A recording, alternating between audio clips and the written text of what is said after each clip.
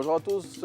Aujourd'hui, c'est le 1er juin 2023. Cela fait exactement 9 mois qu'a démarré la saison 7 de Matin Bonheur. Et juin, c'est le dernier mois que nous allons passer ensemble pour cette saison. Et après près d'un an de courses et d'émotions en tout genre, c'est toujours avec le même plaisir et le même bonheur qu'on vous retrouve encore ce matin pour vous livrer le peps qu'il vous faut pour bien démarrer cette journée. Allez, on passe par l'agenda, la météo et le flash qui aujourd'hui est l'affaire de Abdoulaye Koné. J'ai failli dire Régis Kofi.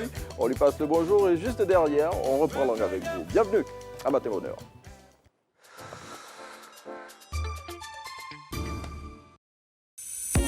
Ce samedi 3 juin, au Noumotel à Abidjan Plateau, Afrique Femmes et l'ONG Yelemba Women in Action organisent la deuxième édition du Salon de l'insertion professionnelle sous le parrainage et la présence effective de Mamadou Touré, ministre de la Promotion de la Jeunesse, de l'Insertion professionnelle et du Service civique. Seront aussi présents le maire du plateau Jacques Ewo et les ambassadeurs de la Grande-Bretagne et des États-Unis. Au programme, des panels d'experts, des ateliers coaching et du networking. Les 30 bénéficiaires de la formation recevront au cours du salon des diplômes et 3 entrepreneurs se verront accompagnés dans la réalisation de leur projet.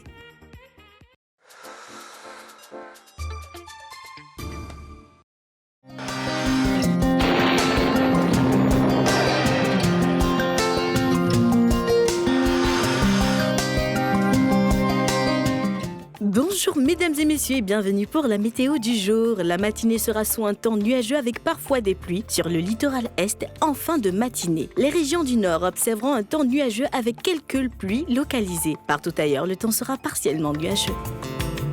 Les températures prévues pour cette matinée seront de 24 degrés dans la ville d'Abangourou, 25 degrés à Abidjan, 24 degrés à Adiaké, Bondoukou et Bouaké, 25 degrés à Bouna et Boundiali, 24 degrés à Daloa, 25 degrés à Dimokro et Gagnoa, 22 degrés à Guiglo, 24 degrés à Kong, 25 degrés à Korogo, 23 degrés à Man, 24 degrés à Odjene, 23 degrés dans les villes de San Pedro et Sassandra, 24 degrés à Séguéla, 23 degrés à Soubré, 24 degrés à Tabou, 26 degrés la maximale dans la ville de Tiasalé, 24 degrés à Touba et enfin 25 degrés à Yamoussoukro. En début ou en milieu de période, on aura sur les régions du littoral et du sud forestier des pluies parfois accompagnées d'orages. Le nord du pays observera en fin de période des formations orageuses avec de la pluie. Le reste du pays sera partiellement nuageux. Les températures prévues pour cet après-midi seront de 35 degrés dans la ville d'Abangourou, 34 degrés à Abidjan, 33 degrés à Adiaké, 35 degrés à Bondoukou, 33 degrés à Bouaké, 34 degrés à Bouna, 35 degrés dans la ville de Boundiali, 34 degrés à Daloa, 36 degrés à Dimokro, 34 degrés à Gagnoa, 35 degrés à Guiglo, 34 degrés à Kong, 33 degrés à Korogo, 34 degrés à Man, 38 degrés la maximale dans la ville d'Odjene, 32 degrés à San Pedro, 33 degrés à Sassandra, 34 degrés à Séguéla, 32 degrés à Soubré, 33 degrés dans les villes de Tabou et Tiasalé et enfin 35 degrés dans les villes de Touba et Yamoussoukro. Et c'est terminé pour aujourd'hui. Nous avons été ravis de vous donner ces informations météorologiques. D'ici là, portez-vous bien et soyez toujours connectés sur RTI.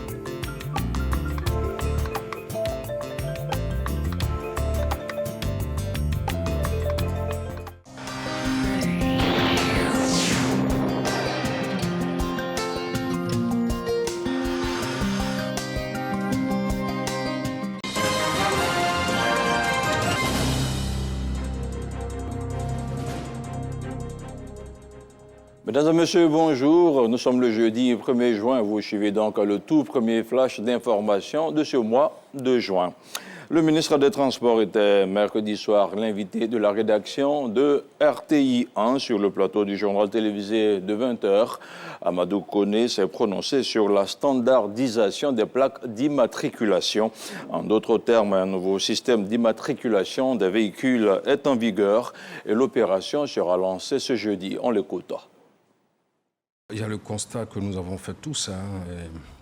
lors des réformes que nous avons faites, c'était récurrent d'entendre nos compatriotes dire qu'il y avait des problèmes avec les plaques d'immatriculation qui n'étaient pas disponibles.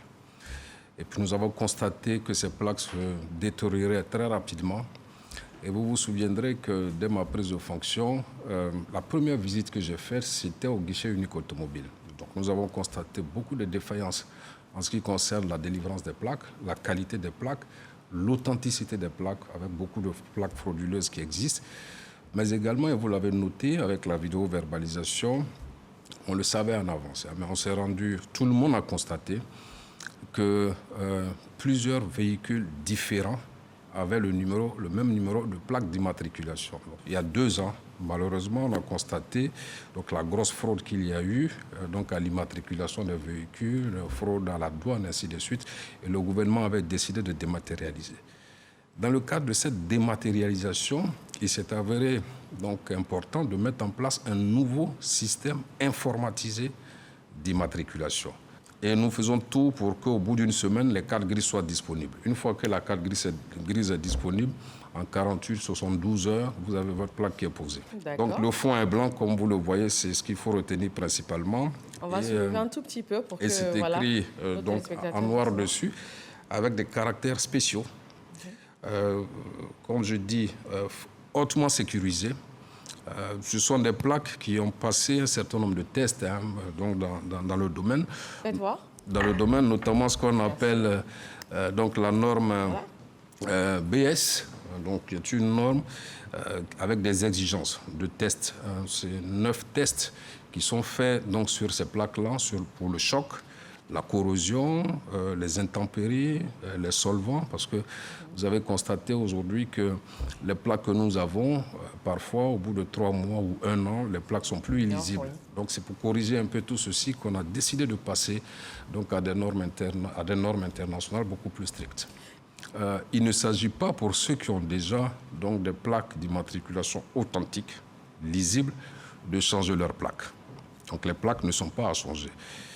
C'est un système d'immatriculation initiale des véhicules. Donc, ceux qui ne sont pas encore immatriculés, donc, ils auront donc de nouveaux numéros. Progressivement, avec la détérioration des plaques, ainsi de suite, les uns et les autres pourront donc changer de leurs plaques. Le coût ne change pas.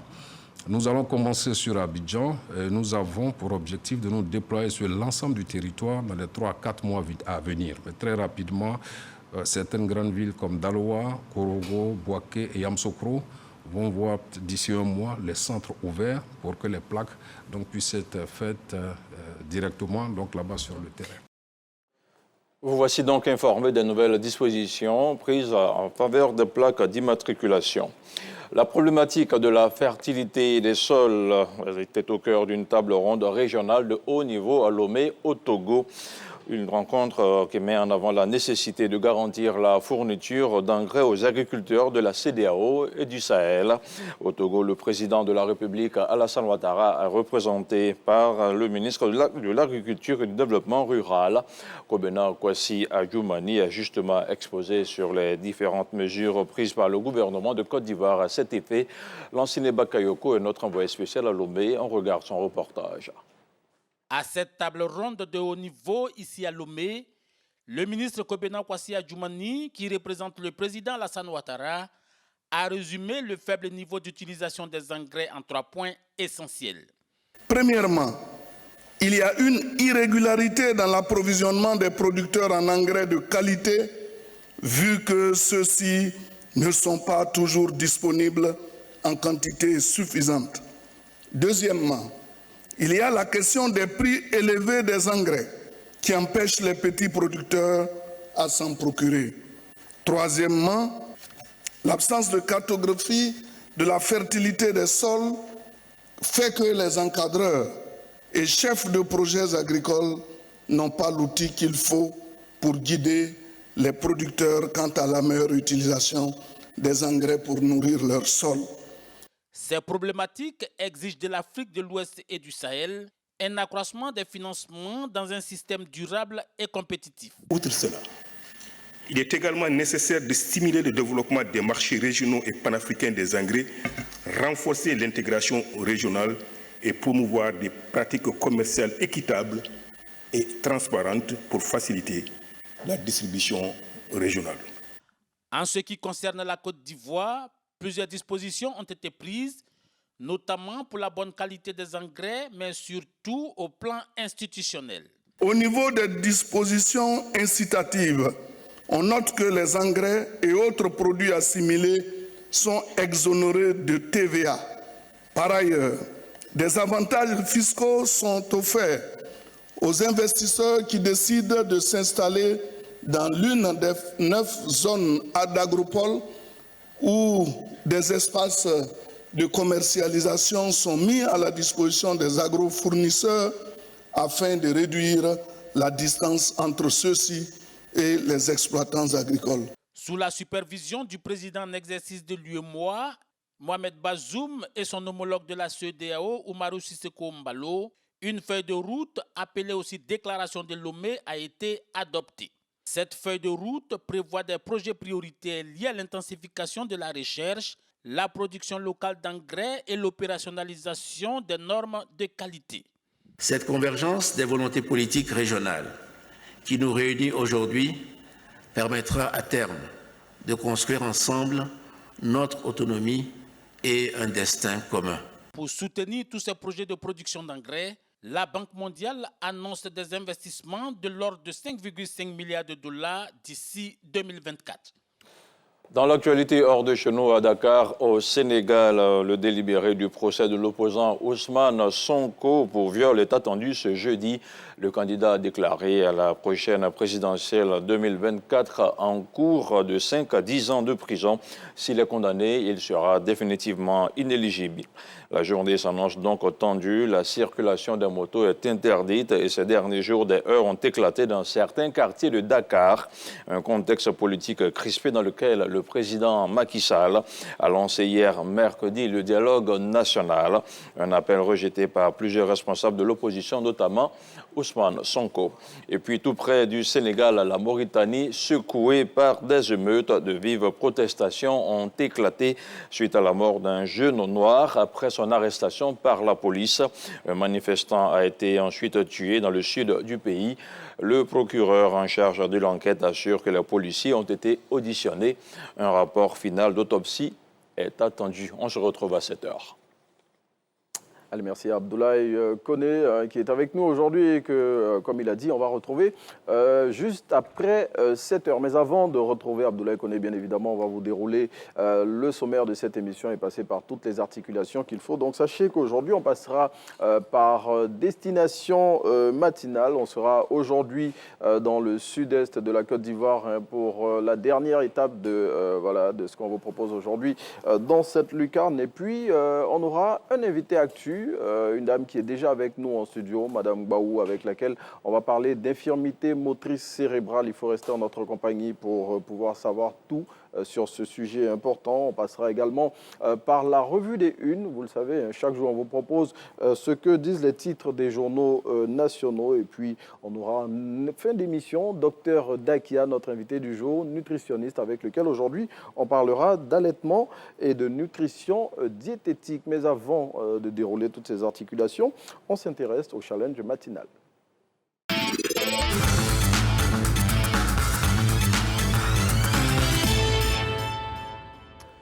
Eh bien, challenge matinal numéro 34 qui se referme aujourd'hui. On vous dit merci pour toutes vos contributions au 07 48 75 44 76. La semaine prochaine, le nom du gagnant de ce challenge matinal numéro 34 sera dévoilé. Eh bien, on voudrait dire merci et bonjour à M. Gbane Bouraïma, gagnant du challenge matinal numéro 33, qu'on attend ici demain, vendredi, pour participer à votre émission et repartir avec son lot. M. Gbane Bouraïma qui, bon, si vous ne pouvez pas venir, vous pouvez vous faire représenter. Allez, à présent, on part à Kotoignon. C'est l'étape qu'on vous propose aujourd'hui dans le dernier numéro de cette semaine de Destination Matinale.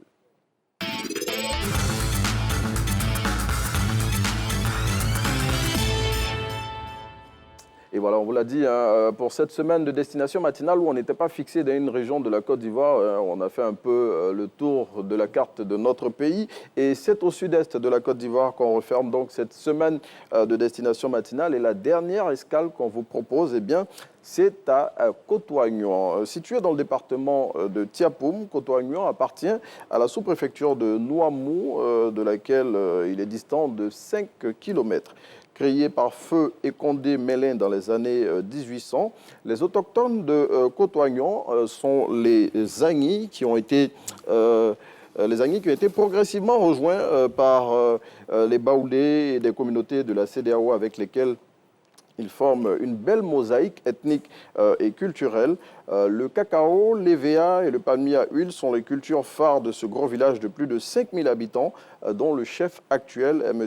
Eliamon Kofi, qui a pour nom de règne Mélin 4.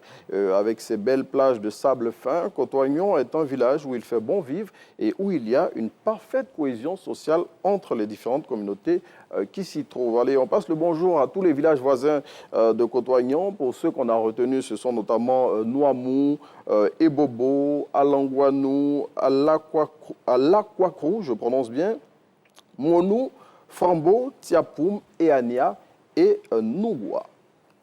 Allez, on ferme la page de destination matinale et on vous l'a dit aujourd'hui, nous avons un invité actuel. Il s'agit de Madame Baou pour qui lutter pour le bien-être des enfants atteints de paralysie cérébrale ou encore rechercher des moyens financiers et matériels pour la prise en charge médicale de ces enfants est presque un sacerdoce qu'elle accomplit au sein de l'ONG Cœur de Maman, Amour d'enfant. Comment fait-elle pour atteindre ses objectifs et surtout, comment se bat-elle au quotidien au sein de son ONG pour que les parents de ces enfants qui sont différents puissent bien vivre avec leur progéniture et surtout avoir un bien-être moral voilà, parce que c'est un peu difficile pour eux. On en parle donc avec elle. Il s'agit de Madame Marcel Opeli Gbaou. Elle est la présidente de l'ONG Cœur de Maman, Amour d'enfant.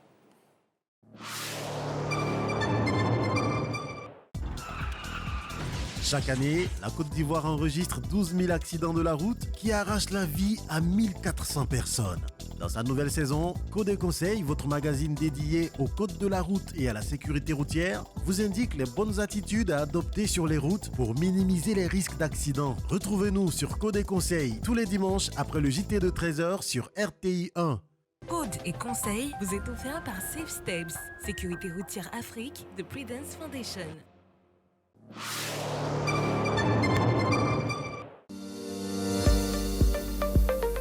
Suivez tous les mercredis votre émission Notre fonction publique, l'émission qui vous dit tout sur notre fonction publique ivoirienne, à suivre sur RTI 1.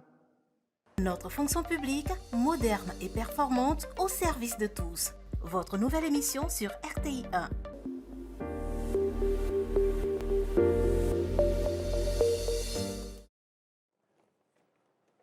On l'a dit, hein, Madame Marcel Opeli Gbaou qui est avec nous, qui est la présidente de l'ONG Cœur de Maman, Amour d'enfant, ONG qui s'est assignée pour mission de contribuer au bien-être des parents vivant avec des enfants qui souffrent d'infirmités motrices cérébrales. C'est bien cela? C'est bien cela. Bonjour Madame Gbaou. Bonjour Monsieur Renaud. Sur le plateau de Matin Bonheur. Dites-nous, quel a été l'élément déclencheur de cette mission que vous vous êtes assignée? Le déclenchement, c'est mon fils. Ok, vous êtes vous-même mère d'enfant? Je suis moi-même mère d'un enfant qui est atteint d'infirmité motrice cérébrale, oui, qui aujourd'hui a 7 ans, oui, et qui, dans son développement, est toujours incapable de tenir la tête. Okay. Quand vous dites tenir la tête, on peut le dire, l'expliquer clairement? Oui, la tête tombe, que ce soit en avant ou en arrière. Okay. Pour avoir une posture assise, déjà, il faut que le ton soit droit, que le cou tienne. Oui. Comme là, je suis assise. Oui. Mais lui, il n'a pas cette capacité-là. Quand tu le mets en position assis, il va en arrière comme ça ou il vient en avant. Okay. Voilà. Donc, il ne peut pas s'asseoir, il ne peut pas parler, oui, il ne peut pas marcher, il ne peut pas tenir des objets dans la main. Oui. Il a la main qui est régulièrement fermée comme ça. Ou bien très souvent, quand il les ouvre, c'est en faisant des mouvements un peu brusques et désordonnés. Oui. Voilà. Donc, c'est l'expérience que je vis avec mon fils et mon époux, voilà, qui nous a emmenés à vraiment mettre sur pied cette organisation-là pour pouvoir d'abord réunir toutes ces mères, oui, toutes ces familles qui ont des enfants dans le même cas, vu que nous avons passé des moments très difficiles, on s'est dit que beaucoup de familles aussi... On voit ici une image avec toutes ces dames-là. Toutes ces familles-là, voilà. Donc, aller vers eux, former une grande famille, et puis on s'en nous lever pour parler de la maladie. Bon, justement, cette maladie, telle que vous l'avez décrite, est-ce que ce n'est pas celle pour laquelle on parle des enfants serpents? Oui, malheureusement, oui. Dans nos sociétés actuelles, nos enfants sont traités d'enfants serpents. Et nous sommes levés pour dénoncer cela. Nous ne sommes pas d'accord avec ce thème-là. Parce que le terme exact, c'est enfants souffrant d'infirmité motrice cérébrale. Ça, c'est le nom de la maladie. Ce n'est pas du fait d'une sorcellerie, ni même d'une pratique mystique. C'est juste une maladie que les enfants, que les enfants ont attrapée, que ce soit pendant, après la naissance ou bien dans le développement de l'enfant et qui a induit ce comportement-là. Ça n'a rien à voir avec le serpent, ça n'a rien à voir avec les dragons, ça n'a rien à voir avec de la sorcellerie. Dans votre cas, puisque vous nous le disiez hors antenne, qu'est-ce qui s'est passé exactement? Dans mon cas, mon fils a fait un neuropalu, 2 jours après sa naissance. Il est né, on pourrait dire, normal. Oui, il est né normalement. Il est né correctement. Quand il est né, le tableau d'Aga qui est dans le carnet de maternité a montré qu'il faisait 9 sur 10. Donc ça veut dire qu'il avait déjà de bonnes consciences, de bonnes dispositions. Et à 2 jours après, il a commencé à chauffer. On voit une image ici avec un enfant souffrant d'infirmité. Oui, elle a 16 ans. Elle a 16 ans. Oui, elle est à Beaunois. Nous sommes allés vers elle pour la saluer. Donc mon fils fait un palu. Il avait combien de mois au moment de ce palu-là? Il avait 2 jours seulement. 2 jours après sa naissance, oui. Ouais, on va à l'hôpital pour le premier vaccin. Et la sage-femme nous réfère sur le médecin parce qu'il devenait tout jaune. Moi, c'était ma première naissance, donc je ne connaissais pas vraiment. Et le médecin, lui, il nous donne un bulletin d'urgence pour dire référez dans tel autre hôpital parce qu'il faut qu'il soit pris en urgence. On arrive dans cet hôpital-là et on tombe sur celles qui sont à l'accueil. Elles nous disent non, qu'il y a un rang et qu'il faut attendre le rang parce que tout le monde ici est urgent. On a vraiment essayé de leur faire comprendre que c'était vraiment urgent et que une urgence plutôt que l'enfant n'avait que 2 jours de naissance. Mais bon, c'était pas vraiment pas le problème. Voilà. Et n'ayant pas vraiment d'autres solutions, sur le coup, nous avons attendu le rang et jusqu'à ce que le médecin nous prenne, le laboratoire était déjà fermé. Quand on est parti, on ne pouvait plus faire l'examen le même jour. Le laboratoire quand il a vu l'enfant, il a dit non, mais c'est un cas d'urgence grave. Que lui, il prend ça, il marque l'urgence de venir très tôt le matin pour avoir les résultats. Malheureusement encore, parmi les examens qu'on était donnés, il y avait un qui était encore très long, qu'il fallait encore attendre jusqu'à le lendemain, encore après-midi. Voir le résultat. Tout ça avait déjà agi. C'est tout ce temps d'attente-là qui a plongé... Qui a plongé mon enfant dans une situation très difficile. Oui. On vous sent très ému quand vous en parlez, mais malgré cela, vous gardez le sourire. Vous en avez besoin justement, c'est l'un des combats que vous menez au sein de l'ONG Cœur de l'ONG, je le rappelle, Cœur de maman, Amour d'enfant, c'est permettre à tous les parents d'enfants souffrant d'infirmité motrice cérébrale de garder le sourire. Pour pouvoir s'occuper de leurs enfants. C'est ça. Parce qu'ils ont besoin de cet amour-là que vous avez à leur donner. Et généralement, ces enfants, ils sont tenus à l'écart des autres membres de la famille parce qu'ils sont différents, ils sont pratiquement cachés. Qu'est-ce que vous faites pour pouvoir changer cet état de fait-là? Déjà, il faut aller au contact de la famille, surtout la mère qui s'occupe de l'enfant. Nous essayons de montrer à la mère que peu importe ce qu'on peut dire, l'enfant reste sa chose. Quand je dis sa chose, ce n'est pas parce que je matérialise, mais sa propriété. C'est elle qui a porté ces 9 mois. C'est elle qui a vécu l'étape de l'accouchement. Donc, elle se met au-dessus de tout ce qui est mentalité, de tout ce qui est représentation, pour s'occuper de son enfant. L'enfant, il est vivant et c'est une grâce. C'est une grâce, une bénédiction. On ne doit pas regarder l'enfant avec le handicap ou le problème qu'il a, mais on doit le regarder tel qu'il est, une grâce, une bénédiction. Donc nous allons voir au contact de la mère, lui faire comprendre déjà son engagement en tant que parent. Et ensuite, vous savez que ce n'est pas facile. Quand une mère met un enfant au monde déjà, elle est épuisée. Et quand elle doit subir encore des moqueries, des injures, des calomnies, souvent même venant de son compagnon, de son mari. Oui, parce que souvent, il y a des femmes qui sont abandonnées. Évidemment, abandonnées, qui sont humiliées au quotidien, qui sont charcées. Il y a des femmes qui sont... Récemment, on me rendait le témoignage d'une dame, il y a moins d'une semaine, qui venait de perdre son mari, qui a un enfant IMC. Et la famille dit que c'est l'enfant qui a tué son père. Bon, ça, c'est courant dans nos Voilà, et qu'il faut qu'elle quitte la maison. Oui. C'est ce genre de comportement que nous voulons décrier. Non, nous devons accompagner ces mères, nous devons les soutenir, nous devons leur faire... Elles sont déjà dans le stress quotidien à cause de l'enfant. N'ajoutons pas encore avec notre méchanceté. Justement. C'est l'un des combats que vous êtes fixés au sein de votre ONG. On entend souvent dire que ces enfants, ils sont perdus pour la société. Peu importe ce qu'on peut leur administrer comme soins, l'accompagnement qu'on peut leur apporter, mais ils ne serviront à rien. Excusez-moi si j'emploie des termes un peu durs, mesdames et messieurs, pour permettre de toucher du doigt ce problème-là. Ils ne serviront rien à la société. Dans quel état d'esprit cela vous met quand vous entendez ce genre d'affirmation? Je veux dire à la société, on n'abandonne pas un enfant. Qu'il soit malade, qu'il soit handicapé, peu importe sa situation, on n'abandonne pas. On entend souvent les gens dire, si on vous aide, si on s'occupe de lui, si on finance, ça va donner quoi? Donner de la vie à l'enfant. Il a le droit de vivre. Il a le droit d'exister. Il a le droit surtout d'être en bonne santé. Quand vous soignez un enfant, vous lui permettez de vivre mieux sur la terre. Nous ne sommes pas des dieux pour décider du sort de l'enfant. Nous sommes des personnes à qui Dieu a donné une responsabilité. Nous devons être des parents engagés, être une société engagée pour nos enfants. C'est notre particularité, c'est notre devoir. Vraiment, c'est notre devoir. Vous êtes en train de faire couler beaucoup d'émotions sur ce plateau. Maintenant, je veux dire, à travers ce que vous dites, j'imagine que c'est le message que vous faites passer auprès de ces parents d'enfants qui souffrent d'infirmité motrice cérébrale, parce que je le rappelle, c'est la dénomination exacte pour cette maladie dont souffrent ces enfants. Comment vous les amenez à changer le regard qu'ils ont vis-à-vis de leurs enfants? Parce que généralement, l'environnement conditionne le regard vis-à-vis de ces enfants-là. Justement, ces parents-là, comment vous les amenez à dépasser cela pour, comme vous le dites, s'occuper de leurs enfants? Oui, à l'ONG Cœur de Maman Amour d'Enfants, nous faisons beaucoup d'activités pour. Déjà, nous avons des réunions mensuelles où nous permettons aux parents de venir avec leurs enfants, de préférence la mère. Et nous faisons plein d'activités pour que la mère vraiment apprenne à se... qu'elles ne sont pas seules dans cette situation. Elles ne sont pas seules. Quand elles croisent d'autres mamans là, qu'elles croisent d'autres réalités, souvent elle peut pleurer dans sa maison, mais quand elles sont là, que le cas de son enfant est mieux que celui de toute personne.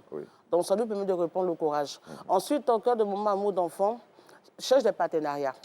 Des partenariats pour pouvoir assister les parents dans la prise en charge de ces enfants. Oui, parce que ce n'est pas évident. C'est pas évident. J'imagine qu'il y a beaucoup de soins à administrer à ces enfants-là. Il y a des examens à faire régulièrement. Et ça coûte cher. Récemment, nous avons lancé une collecte depuis décembre qui nous a permis pendant les 4 mois, depuis de janvier jusqu'à fin avril, de pouvoir prendre en charge toutes les rééducations des enfants. On va dire pratiquement toutes les rééducations des enfants. On leur a donné des médicaments, on leur a donné des couches. Parce que la couche aussi, c'est quelque chose de spécial. Hein. Vous savez, pour nous, c'est de l'or. Oui, parce que l'enfant doit prendre... Ces enfants-là doivent mettre des couches presque toute leur vie. Presque toute leur vie. Et ça coûte cher pour un parent de financer ça tout seul. Donc, nous, c'est ce que nous faisons. Nous accompagnons les parents dans la prise en charge des enfants. Nous faisons des activités comme... C'est que vous voyez à l'écran, la fête du Mardi Gras. Un enfant n'a pas à être caché quand il est en âge de fêter le Mardi Gras. Il a droit à sa fête parce qu'il est un enfant. C'est un enfant. Voilà. Et ensuite, nous faisons des activités comme la fête des mères, que nous allons avoir lieu bientôt le 10 juin.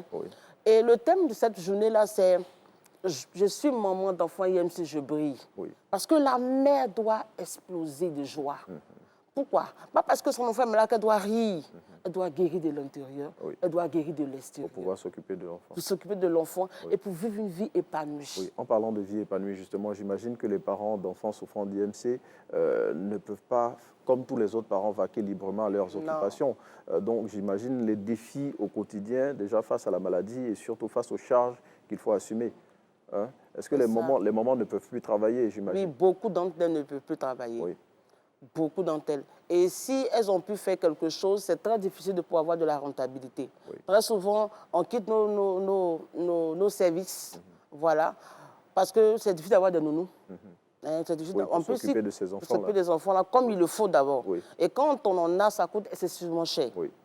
Donc, elles abandonnent leur poste. Il faut se reconvertir soit en femme, en ménagère, soit en petite commerçante. Et là encore, c'est difficile parce que la société a tellement un stigma sur nos enfants que ce qu'on vend n'est pas toujours bien vu et bien reçu.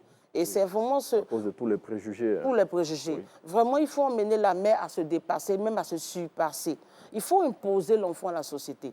Il faut emmener la société à respecter l'enfant, à nous respecter, pour que ce que nous faisons puisse vraiment être considéré. Moi, j'aime dire souvent aux mamans, ne faisons pas pitié inspirons le respect. Oui. Parce que quelqu'un qui est respecté, il est admiré, on lui donne de la valeur. Mais quelqu'un qui fait pitié, il est raboué. Oui. Il faut inspirer le respect. Il faut affirmer ta maternité de mère, même si ton enfant est IMC. Il faut aller de l'avant, il faut te battre pour t'imposer. C'est ce que nous voulons communiquer à ces mamans-là. Et c'est ce que nous voulons leur dire. Elles sont des mamans que nous appelons des mamans héroïnes. Oui.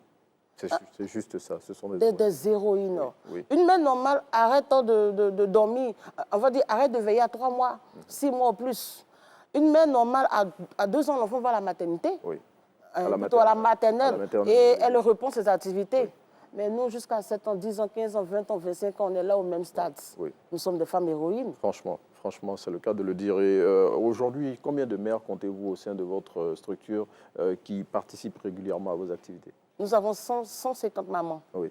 Mais on en compte plus que ça sur le territoire national. Il y en a plusieurs. C'est l'occasion, on vous laisse l'occasion de lancer un message à toutes ces femmes-là, justement, pour les amener à vous rejoindre au sein de votre structure pour mener ce combat-là, pour l'autonomisation de ces mamans-là et surtout pour leur redonner le sourire. Oui, je veux dire à ces mamans, déjà on est dans la période de la fête des mères. Oui. Donc je veux dire bonne fête à toutes ces mamans, qu'elles soient dans le fond du pays, qu'elles soient quelque part où personne ne les voit, où personne ne le considère. Cœur de maman, amour d'enfant te considère comme une héroïne, comme une femme dynamique de valeur. Mais seul, tu ne peux pas gagner de combat. À nous tous réunis, on peut changer les mentalités. Déjà, on a des partenaires qui nous permettent de pouvoir accompagner la prise en charge de nos enfants. Viens nous rejoindre, viens combattre avec nous, viens lutter avec nous pour que nos enfants aient dans ce pays une place de droit comme un enfant dit normal. Mais dites-moi, Madame Baou, pour refermer notre entretien, aujourd'hui vous êtes là, vous vous occupez de votre enfant. Et si demain, Dieu vous rappelait ces enfants-là, parce que de nombreux parents ont été dans cette situation, qu'est-ce qu'il en est? Qu'est-ce qu'ils deviennent, ces enfants-là? Vous savez, c'est la question qui nous fait le plus peur. Qu'on aime nos enfants, qu'on n'aime pas, c'est la question qui nous fait le plus peur. Qu'est-ce que mon fils Brouillard va devenir quand je ne serai plus là, quand son papa ne sera plus là? Il faudrait que la société nous aide à réfléchir à ça. Et c'est sur ces mots de Madame Marcel Opélie Baou que nous allons refermer cet entretien. Je le rappelle, vous êtes la présidente de l'ONG Cœur de Maman, Amour d'enfant. Merci d'être venue parler avec nous de la situation des parents d'enfants souffrant d'infirmités motrices cérébrales. Et puis on vous souhaite vraiment tout le bonheur dans toutes les activités que vous organisez justement pour permettre aux parents de ces enfants-là de retrouver le sourire pour mieux s'occuper d'eux. Allez, nous on est toujours en votre compagnie et on va passer par une transition juste après laquelle on va retrouver Abdoulaye Koné pour son deuxième point d'information.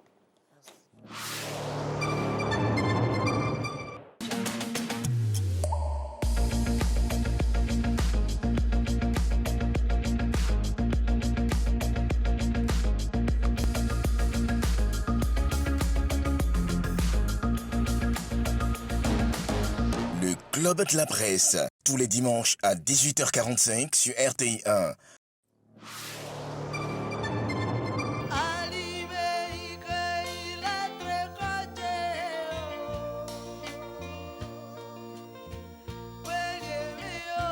RTI 1, la chaîne qui a de la mémoire.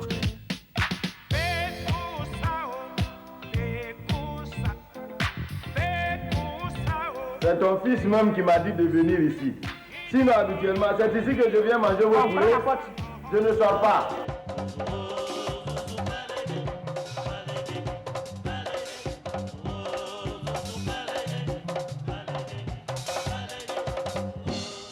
Suivez tous les samedis à 16h les émissions cultes de la RTI. Rediffusion tous les jeudis à 9h, toujours sur RTI 1. RTI 1, la chaîne qui rassemble.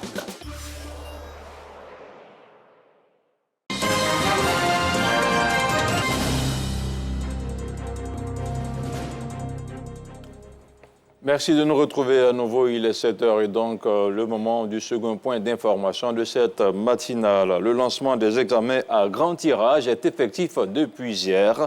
Selon la ministre de l'Éducation nationale et de l'alphabétisation, Maria Toukoné, tous les signaux sont au vert pour des examens crédibles. La phase écrite démarre le 5 juin prochain avec l'examen du CEPE. Suivra ensuite le BEPC, puis le baccalauréat qui se tiendra début juillet. Le reportage de Sephora Zegui. L'examen du CEPE ouvre le bal des examens à grand tirage en Côte d'Ivoire. Le lundi 5 juin prochain, les 654 531 candidats en lice seront face à leur copie. La directrice des examens et concours revient sur des détails résolus. Les élèves de CM2 immatriculés tardivement pour manque d'extrait de naissance, d'acte de naissance, ont pu intégrer les effectifs candidats malgré leur retard. En outre, de nombreux centres de composition ont été ouverts pour rapprocher les candidats de leur localité d'origine et éviter les abandons liés à la longueur des distances à parcourir pour prendre part aux examens. Qu'il s'agisse des convocations, des centres de composition ou de la question des surveillants, les derniers boulons sont vissés.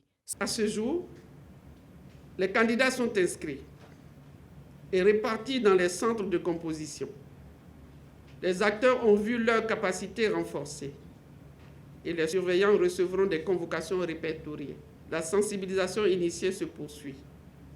Le matériel et les documents de session sont à disposition dans chaque direction régionale qui n'attend plus que les compositions. La fraude aux examens, une dérive que Mariatou Koné veut combattre. Elle met en garde des éventuels tricheurs. Des mesures drastiques accompagnent désormais les examens en Côte d'Ivoire. C'est un combat de tous, examinateurs, parents d'élèves, élèves eux-mêmes, partenaires à l'organisation et vous, les candidats. Il s'agit d'un combat de tous contre un mal insidieux aux effets durables et pervers pour notre société et pour sa jeunesse. Vous ne rendez pas service à vous-même, vous ne rendez pas service à la Côte d'Ivoire. Cette année encore, nous allons redoubler de vigilance avec la vidéosurveillance à l'intérieur des centres et des salles d'examen, ainsi que dans les alentours immédiats des sites de composition. Pour les classes du BEPC, ils sont 577 618 candidats. Au test d'orientation en seconde, 10 181 et au baccalauréat, 345 905. Un total cumulé de 1 589 235 candidats qui affronteront les épreuves du CPE, du BEPC et du bac. Les épreuves écrites se dérouleront du lundi 12 au vendredi 16 juin 2023 pour le BEPC et pour le baccalauréat du lundi 13 au vendredi 17 juillet 2023. Autre chose, à présent, les journalistes sont invités à dénoncer les effets pervers du tabac sur la santé. Un prix a été initié à cet effet par le ROCTASI, le réseau des ONG actives pour la lutte contre le tabac. Une cérémonie de remise de prix s'est déroulée récemment. Le reportage de Generosa Quadio. Chaque minute, 15 personnes dans le monde meurent à cause du tabac, selon l'Organisation mondiale de la santé. Mais ces statistiques sont loin de freiner les friands de la cigarette. Alors que la communauté internationale célèbre la 36e journée mondiale sans tabac, les amoureux de la tige blanche savourent leur nicotine et comme toujours en public. Le public ne compte pas. Si on veut qu'on arrête de fumer, on va fumer l'entreprise qui fabrique la cigarette, non arrête de fumer. C'est un temps que la cigarette existe encore, les voisins vont fumer. Les gens qui disent que nous, on fume et puis ça les gêne, ils n'ont qu'à nous excuser. On ne peut pas.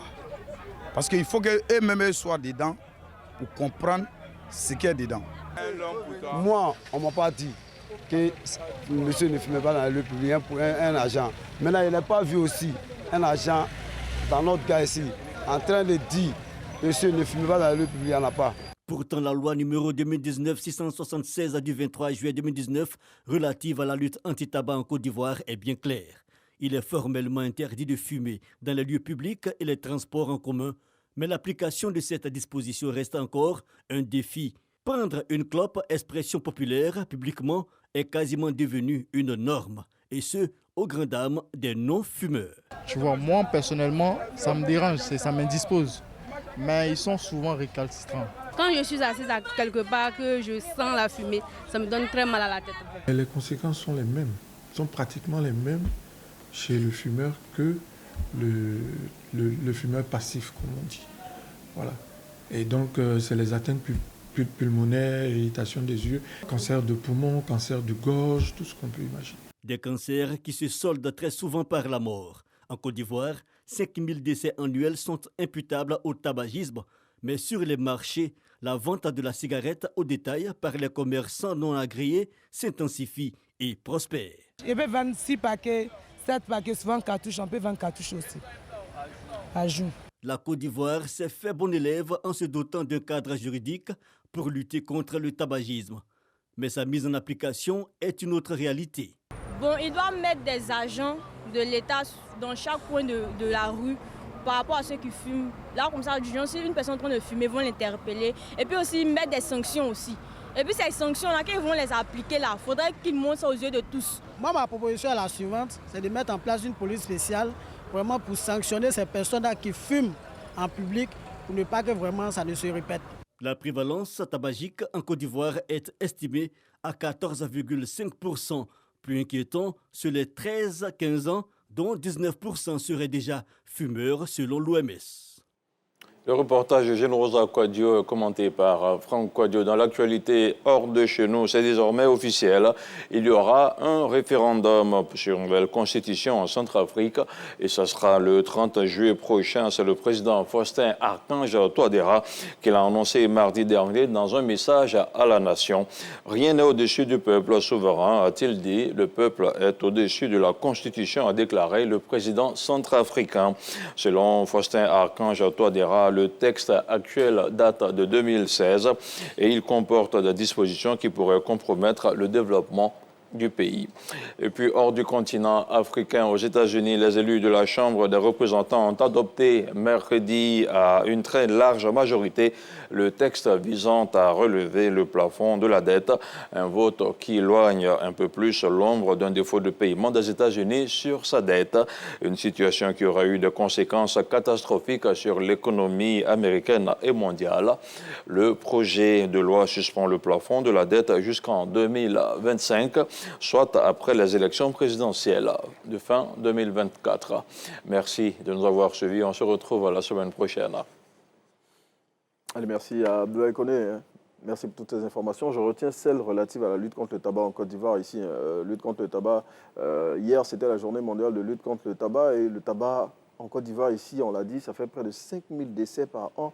Effectivement, le tabac qui est, il faut le reconnaître, très nuisible à la santé. Oui. Que nous soyons fumeurs ou fumeurs passifs. Ouais. Et donc, il fallait prendre des mesures qui aillent dans le sens de protéger la santé des uns et des autres. Bon, en tout cas, coucou au programme national de lutte contre le tabagisme et à tous les membres de cette structure. Bonjour, docteur Ozotoa, et puis à toute son équipe qui font un travail remarquable dans ce sens-là. Et puis, bon, si vous en avez la possibilité, on ne le dira jamais assez, Abdoulaye, arrêtez de fumer. Bon, Abdoulaye ne fume pas, rassurez-vous. Allez, merci frère. C'est de s'en abstenir dans tous les cas. Voilà, merci. Ouais. Et puis, on se dit quoi, la semaine prochaine? Merci. Pour d'autres infos dans Matin Bonheur. Pour Matin Bonheur, oui, pour la semaine sinon, prochaine. On vous retrouve. Mais sinon, on poursuit la semaine tranquillement. Allez, bon début de week-end, on peut vous l'annoncer déjà. Merci. Eh bien, nous, on continue de vous entretenir. Nous sommes dans le dernier virage de votre émission. On reste dans l'élan de l'information à la suite d'Abdoulaye Koné pour vous livrer à présent la revue des Unes.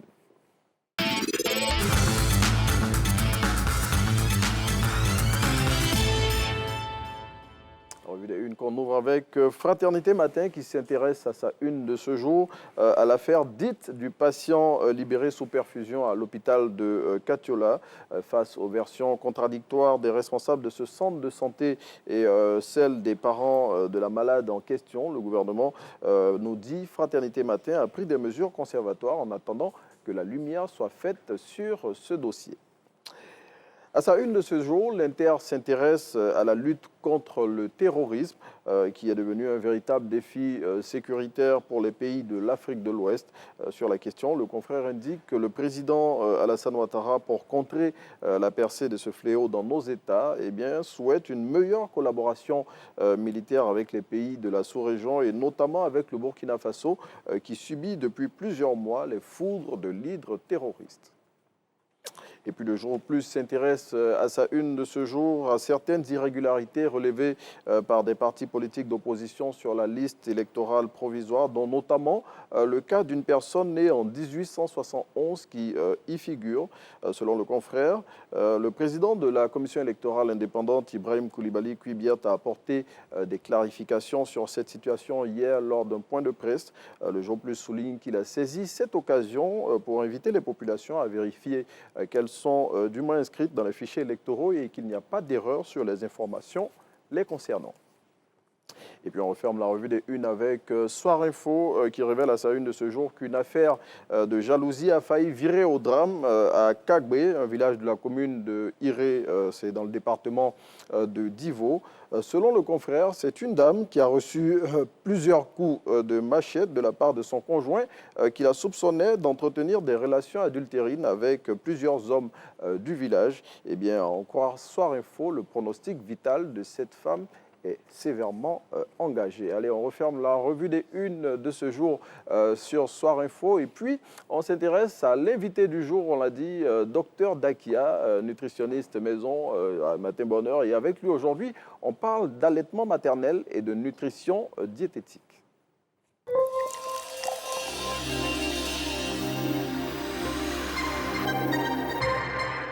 Ma soeur, où vas-tu si pressée? Mon mari a découvert une nouvelle pâte tomate là. Il en parle tout le temps. Ma chérie, c'est Alissa tomate. Alissa? Ah! Le double concentré de tomates Alissa, fait à base des meilleures tomates naturelles sélectionnées pour leur goût et leur qualité. La tomate Alissa se conserve très bien et ne noircit pas. On voit l'équipe qui va évoluer en 4-4-2. C'est de ça que je te parlais. Alissa, le goût parfait. Là, c'est ma sœur Eunice et moi, c'est Soraya. Voici maman, un vrai rayon de soleil. Elle nous prépare toujours de bons plats. Voici Chris, notre frère. Maman, c'est notre meilleure amie. Elle nous aime beaucoup et nous aussi nous l'aimons. Aujourd'hui encore, devenue grand, maman sait comment nous fait partager de bons moments en famille. Maman, c'est toi qu'on préfère. Maman.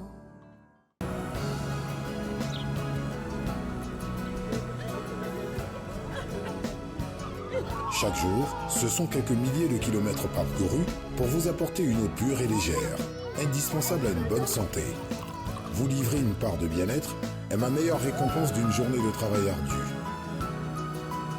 Céleste soutient la lutte contre le cancer. Une bouteille achetée, 2 francs reversés. En partenariat avec le ministère de la Santé et de l'Hygiène publique.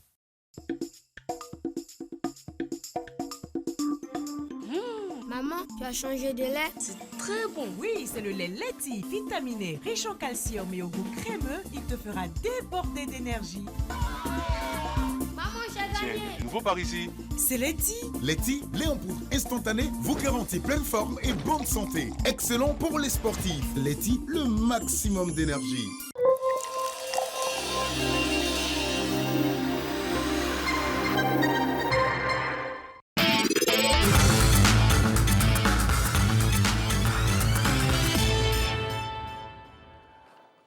Voilà, nous retrouvons Dr Dakia, nutritionniste. Bonjour docteur. Bonjour. Bon, merci de venir nous diffuser toute la science qui est la vôtre tous les jeudis à Matin Bonheur, ce qui permet bien évidemment d'édifier de nombreux téléspectateurs. On a des retours très intéressants vous concernant. Et aujourd'hui avec vous, on parle d'allaitement maternel et de nutrition diététique. Bon, l'allaitement, on le sait, c'est l'étape la plus cruciale de la vie d'un enfant. Dès qu'il naît, c'est justement les premiers repas qu'il prend. Comme on le dit chez nous ici, il tète. C'est ça. Voilà, donc quel est le lien, la corrélation qu'on peut faire entre l'allaitement maternel et la nutrition diététique? On en parle avec vous. Déjà, qu'est-ce qu'on doit comprendre par allaitement maternel? Alors, par allaitement maternel, il faut comprendre 2 choses. On voit principalement le nouveau-né, comme vous l'avez dit, qui a besoin de s'alimenter. Et son alimentation spécifique, c'est le lait du sein de sa mère. Voilà, donc ça, c'est le premier niveau. Deuxièmement, on pense aussi en nutrition diététique à la mère. Voilà, donc l'alimentation de la mère ou le régime qui va accompagner la femme allaitante de sorte qu'elle puisse elle-même couvrir ses besoins, être en bonne santé, mais aussi pouvoir produire du lait en quantité de lait et en pour le qualité bébé. pour pouvoir nourrir son nouveau-né. Bon, quand on a fini Donc, de voilà dire un ça, peu. quand on a fini de dire ça, docteur, donc en fait, par allaitement maternel, on ne doit pas voir seulement que le bébé, hein, selon la définition que vous avez donnée, on doit prendre en compte la mère aussi qui allaite. Oui, parce que c'est vrai qu'on voit toujours le bébé, mais la femme allaitante a aussi un régime alimentaire qui doit accompagner sa situation. Justement, pour assurer l'allaitement. Justement, en parlant de ce régime alimentaire, quels sont les aliments qu'une femme qui allaite doit consommer et quels sont ceux qu'elle doit éviter? C'est ça. Eh bien, il n'y a pas d'alimentation spécifique, on va dire ça comme ça en gros. Il faut seulement avoir une alimentation équilibrée. Voilà. Ce qu'il faut savoir, c'est que chez la femme allaitante, les besoins énergétiques pour elle-même sont augmentés. Puisqu'elle doit couvrir elle-même ses besoins. Et puis ensuite, nourrir l'enfant. Donc, ses besoins sont augmentés. Voilà. Mais pour la composition alimentaire, il faut seulement bien manger de façon équilibrée. Équilibrée, c'est-à-dire manger pour ce qui est des féculents. Je prends par exemple l'exemple du riz.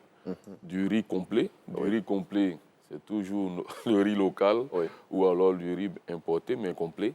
Voilà. De la viande, du poisson. Faut manger un peu d'huile, mais de la bonne huile. Voilà. Quand vous dites bonne huile, quelle huile par exemple? Oui, c'est toujours des huiles qui sont plus riches en oméga 3, ce qu'on appelle les oméga 3. Donc moi je cite qu'on retrouve dans quelle huile, si on doit citer des exemples d'huile? Moi je cite beaucoup l'huile de soja qu'on retrouve ici. Voilà. Je connais particulièrement un Ivoirien d'origine libanaise qui s'adonne à ça. Voilà. Donc il faut ajouter de l'huile de soja qui est riche en oméga 3. Voilà. Ensuite de ça, il faut rechercher les aliments qui sont riches en nutriments. Voilà, tout simplement. Mais chez nous, donc dans nos cultures africaines, bon, surtout en Côte d'Ivoire, si quand une femme accouche, on la gave de nourriture. C'est-à-dire qu'on lui donne tellement à manger qu'elle prend du poids. Et puis bon, est-ce que le fait de gaver la femme de nourriture, c'est bon?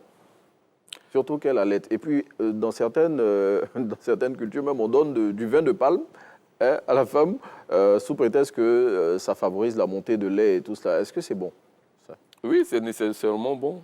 Mon père me disait que l'Africain soigne par expérience. Je répète, l'Africain soigne par expérience. Ça, c'est bien dit. Voilà, et quand on rentre au labo avec ce que l'Africain fait, on voit effectivement que scientifiquement, ça tient la route.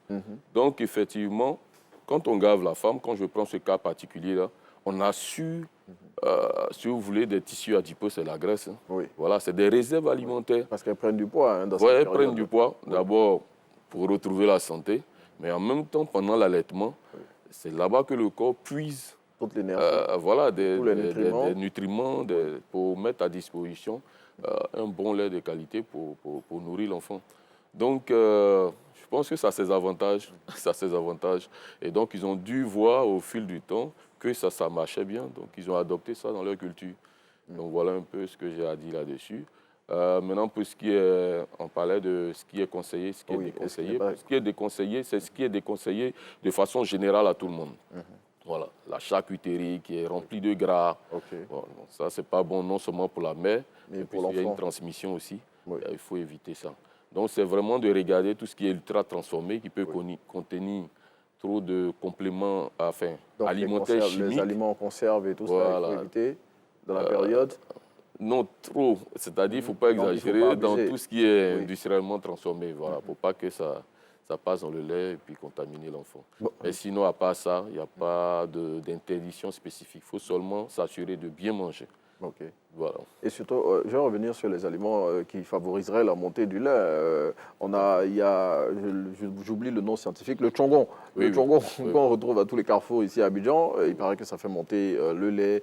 On a les fruits du cajou, donc ce qui ressemble aux arachides, là, de la noix de cajou et tout ça. Est-ce que c'est vrai, docteur? Oui, ça peut être vrai, comme je l'ai dit, je risque de me répéter. On voit ici à l'écran la noix de cajou. Je dis que c'est par expérience que nous, on a adopté beaucoup de choses. Donc, c'est vrai, il y a des aliments qu'on appelle des aliments qui font remonter le lait. Voilà, parfois, on dit des aliments galactogènes.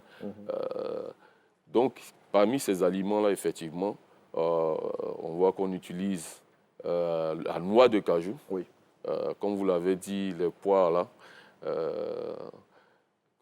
Et puis, d'autres astuces que les sages-femmes ont, qui sont de la nourriture, voilà, qui sont des farines, mais qui contiennent ces aliments riches en nutriments pour faire remonter le lait, pour que la dame ait suffisamment de lait pour pouvoir alimenter le bébé. Voilà, vous avez cité le cas du vin de palme, mais moi je dirais biochimiquement que c'est le vin nouvellement récolté, ce qu'on appelle le vin de palme sucré.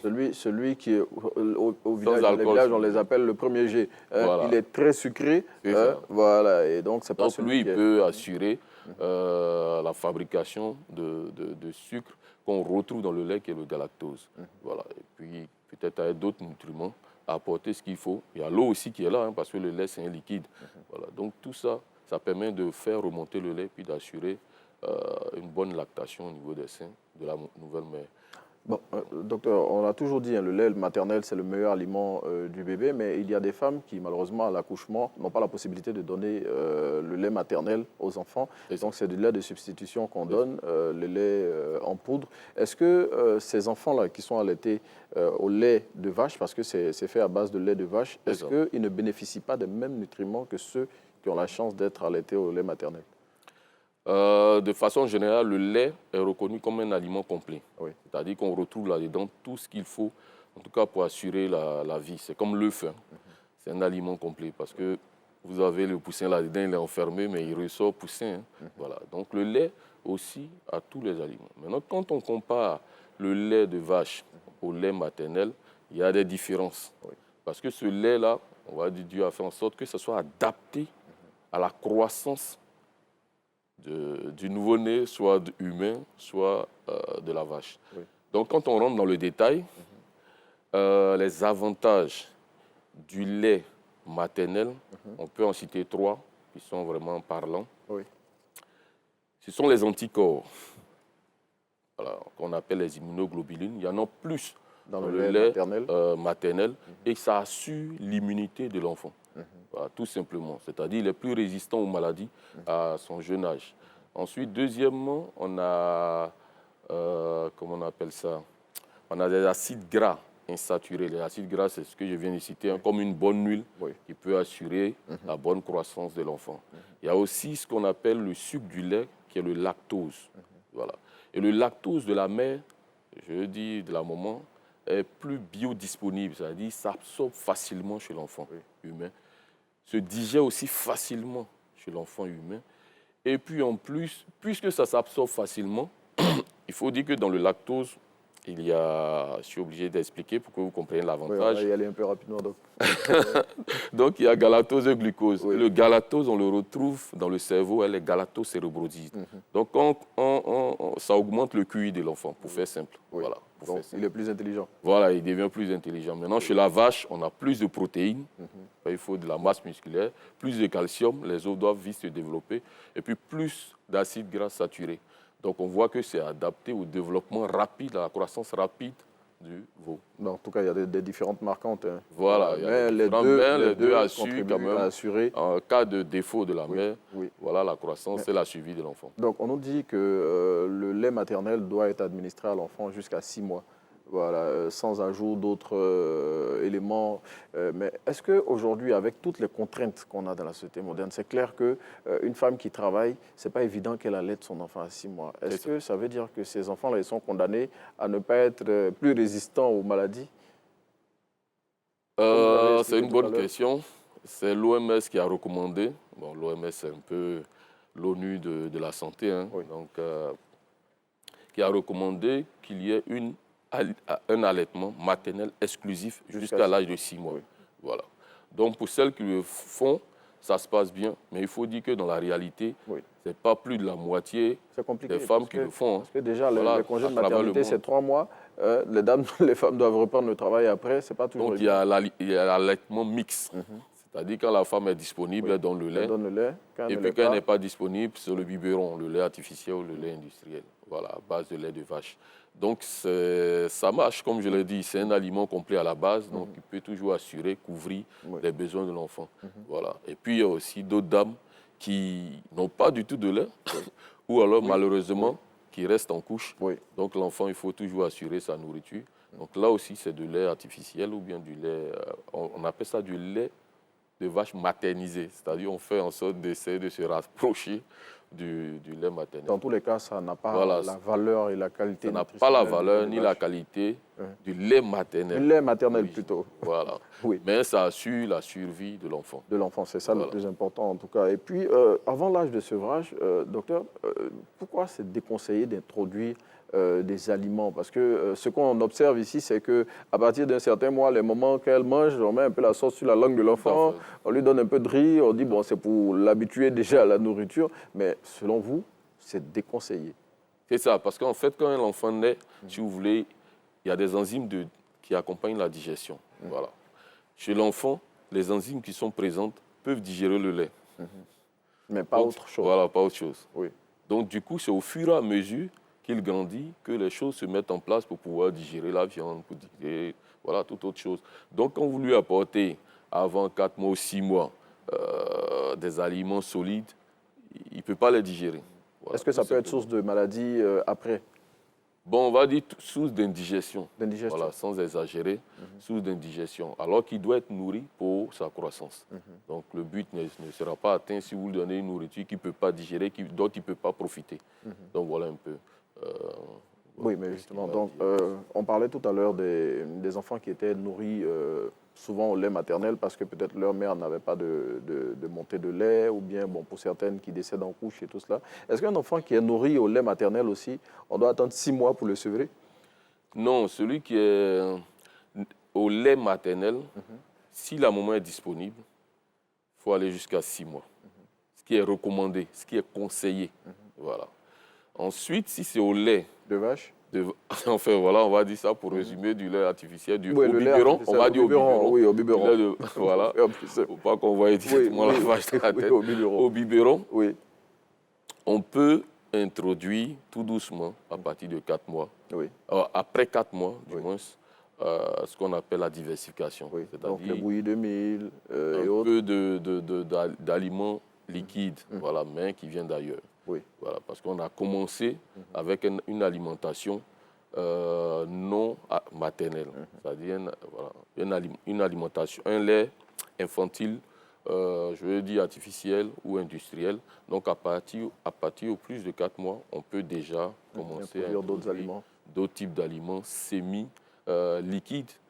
Ce qu'on appelle le sévrage, c'est simplement la diversification, c'est-à-dire on passe de l'alimentation exclusivement au lait.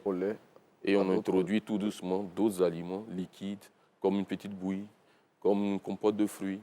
Voilà, donc ça c'est possible. Et tout ça, c'est pour contribuer au bien-être de nos très chers bébés. Docteur, qu'est-ce qu'on doit retenir de nos échanges de ce jour concernant l'alimentation maternelle et la nutrition diététique? Ce qu'il faut retenir, c'est que l'allaitement maternel est préconisé. Ça assure, en tout cas, la défense, je veux dire, la croissance de votre bébé. Donc il faut privilégier cela. Voilà. Donc, pour la maman aussi, il faut manger convenablement pour pouvoir apporter un bon lait à son bébé. Donc, je souhaite bonne fête des mères à toutes les mères. En tout cas, de façon anticipée, en tout cas, c'est tout ce qu'on vous souhaite. Manger correctement, comme le dit Dr Dakia, pour bien allaiter vos bébés. Dr Dakia, on va livrer la citation matinale de ce jour à nos téléspectateurs. Vous allez regarder la caméra là-bas. Alors, la citation matinale de ce jour dit « La femme n'allaite pas que l'enfant, mais toute une destinée. » Bon. J'imagine que beaucoup comprendront comme ils le souhaitent cette citation matinale. Je vois Dr Dakia en train de sourire. On a été très heureux de vous servir pour ce numéro de Matin Bonheur. Demain, on va se retrouver pour le dernier numéro de votre émission pour cette semaine. Et puis voilà, on vous souhaite de passer une très belle journée sur les chaînes du groupe RTI. Allez, à demain.